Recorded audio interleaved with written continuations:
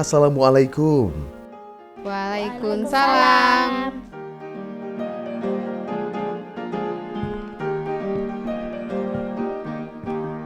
Wah, anak Abu lagi pada ngapain nih? Abang sedang kerjakan PR sekolah ya, Nak?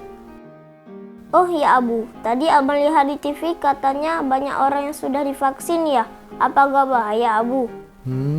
Siapa yang bilang ke kamu kalau vaksin itu bahaya, Nak? Kawan-kawan abang di grup WA sekolah lagi ngomongin soal vaksin. Katanya setelah divaksin bisa buat kita demam ya Abu. Vaksinasi itu adalah salah satu upaya kita untuk melindungi diri dari COVID-19.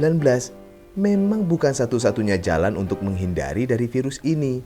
Tetapi jika kita sudah divaksin, dapat mencegah gejala berat yang terjadi pada tubuh kita. Karena imunitas tubuh sudah terbentuk. Kita disuntik ya Abu, berarti sakit dong. Hayo bang.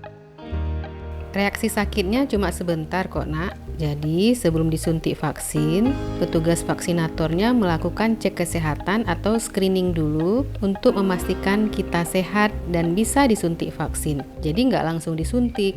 Apa nenek sudah divaksin Umi? Tentu sudah, Nak. Tujuannya divaksin agar semua anggota keluarga terlindungi dari ancaman virus ini.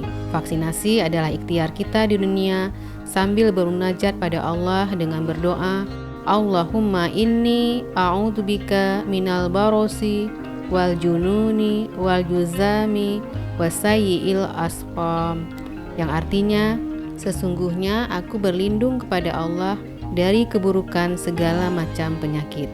Umi benar, Nak.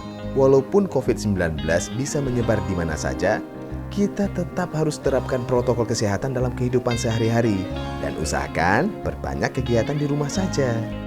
Umi, besok kalau ke puskesmas kasih tahu sama orang-orang supaya mereka mau divaksin ya. Agar kita semua terlindungi dari COVID-19. Iya, Nak.